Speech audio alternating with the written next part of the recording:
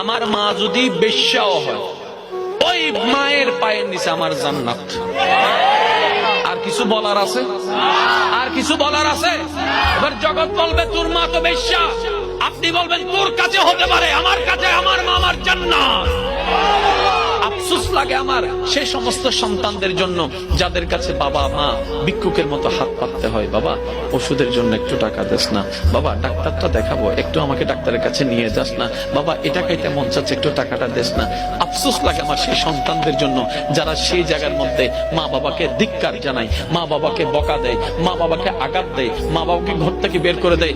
ভাই তুমি মা বাবাকে বের করে দাও নাই, তুমি তোমার জান্নাতের রাস্তাটাই বন্ধ করে দিয়েছো, জান্নাতের রাস্তায় বন্ধ করে দিয়েছো।